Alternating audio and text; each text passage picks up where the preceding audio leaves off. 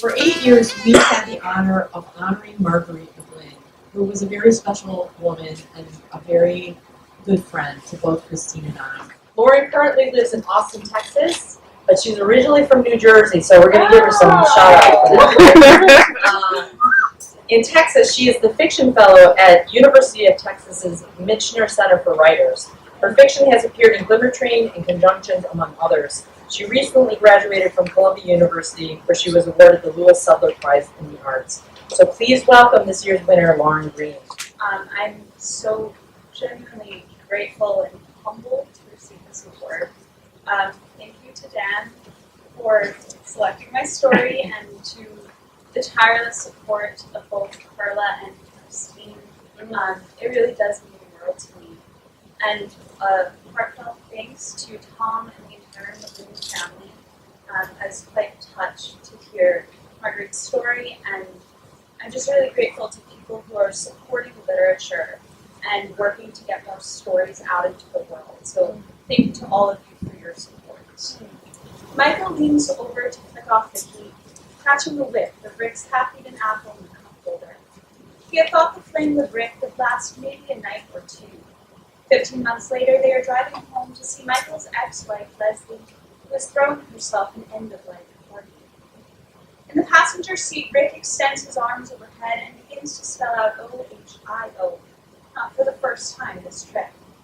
Michael knows that Ohio means little to Rick, who has spent all 24 years of his life in New York City, where Michael met him at a tacky Chelsea bar called Rawhide. Did you know there's a river here that's flammable? Michael asks. Huh?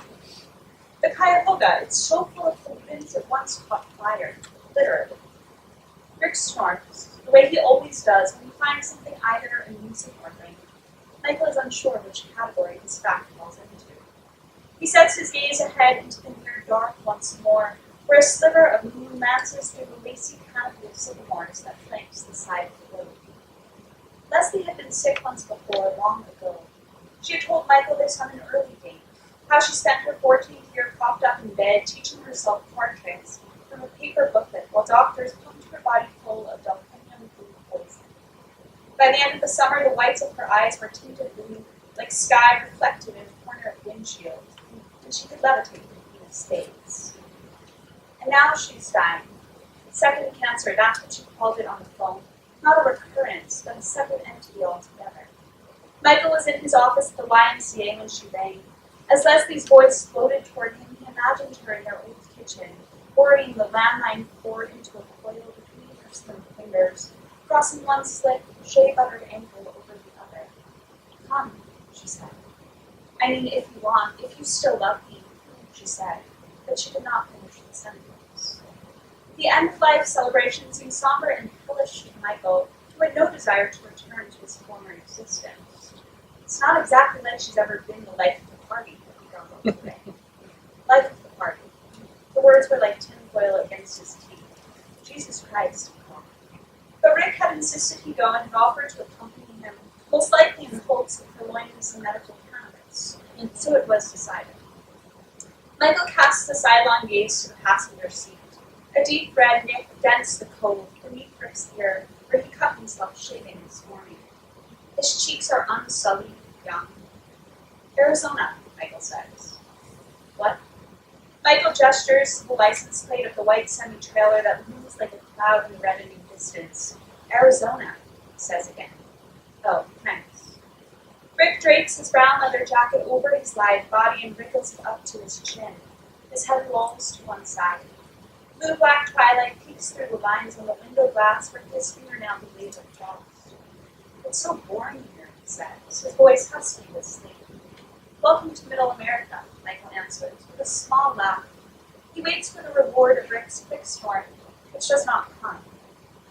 Nighttime bounds across the highway and far into the plains. Darkness spreads over the soybean fields and hoods the silver Camry. Michael lets his thoughts drift to Leslie. Leslie in bed late at night, waiting for him to come home. Leslie on the twig-littered drive, watching him cool away. A car streams around them, blaring its horn, and Michael careens back into his lane. Beady red taillights glare out at him from ahead. Maryland, he says. Did we already get that one? He glances over at Rick, who has lapsed into sleep. Outside, wintry currents howl. Michael reaches over, turns up the heat, and tries to think again of Leslie. The rules to Leslie's party, which she had emailed out to her 25 or so nearest and dearest, are simple. 1. No using the words death or dying, or cancer or time. 2. If you need to cry, step outside. 3.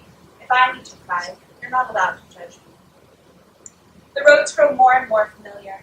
Michael spots the Sunoco station he and Leslie frequented whenever they drove to the airport. The mossy bog that meandered around when spring fever spiked. The convention center, where Michael got down on his knees for a man whose name he did not want to know. He nearly misses the turn onto his own block, the one he took every day for 22 years. He passes the Claffeys, the Morgans, the Beaver Fields. He slows as he approaches the stone and stucco house that once belonged to the Fletchers. A for sale sign gnashes its long white fangs into the overgrown yard. The Fletchers were a young couple who had perpetual mystifying tans, which they emphasized by dressing exclusively in pastels. They lived in the house with their toddler, a flaxen-haired boy named Jacob. Michael and Leslie sometimes watched Jacob through the window as he raced his Tonka steel cement mixer up and down the drive. Why isn't anyone out there with him, Leslie would ask. Someone should be watching. You don't know that someone isn't, Michael would counter. One day, Mr. Fletcher strapped Jacob into his car seat and drove to the reservoir on the outskirts of town, where teenagers would venture in the gauzy days of July to get lucky. The reservoir was 2 miles long and 60 feet deep, lightless and shimmering as a black stain. Later, the skid marks would indicate that Mr. Fletcher didn't even brake. He drove full speed ahead into the water, which swallowed the car in several large gulps, down into the belly of all that glimmering black. For nights after the tragedy, Rachel Fletcher's wails kept Michael and Leslie up at night. When they passed by her in the supermarket, her grief seemed otherworldly. Her eyes darted unsettlingly in their sockets, as if her pupils were in etch-a-sketch trying to erase what they had seen.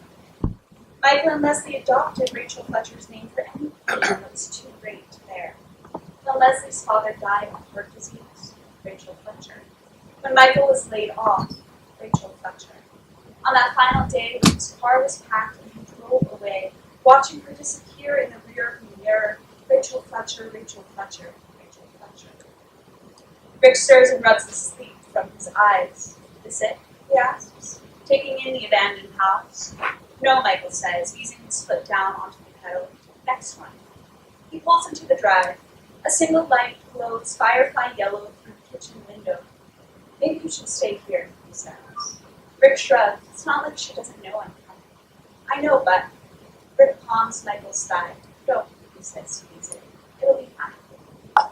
Michael stares into the nettled gully behind the yard, waiting for his headlights to catch in a pair of gleaming eyes where the scales lead him to the edge. He's considering restarting the car and checking into the motel for the night when Leslie appears backlit in the doorway, a pilled cardigan sashed loosely around the middle. Hey, stranger, she calls, as Michael kills the engine and clambers out of the car. The air is crisp. The breeze smells of rainwater on the pine. Leslie waits on the landing, staring at Michael with what he imagines to be painkiller-induced joy. He walks to her and wraps her in a hug. She is all bone beneath his fingertips. With her mouth still nuzzled into his neck, he gently cups the back of her waked head. He hears Rick behind him and pulls away. This is Rick. Leslie extends her hand. So nice to meet you. Come on in, ignore the mess. I'm still trying to get everything set for tomorrow. She leads the way into the kitchen, where moonlight pools on the ground beneath the French patio doors. Michael's eyes flicker to the frames on the wall. Leslie riding the Raptor at Cedar Point, arms thrust into the air. Leslie at her nephew's wedding, face dewy and alive. He tries to reconcile the woman in the photographs with the one who stands before him now, her pallid skin impressed with a filigree of purple veins. Long drive? She asks, collapsing into a cushioned chair. She rubs the back of her palm against her forehead, smudging one pencil-green eyebrow to the long brown streak. Can I get either of you a drink?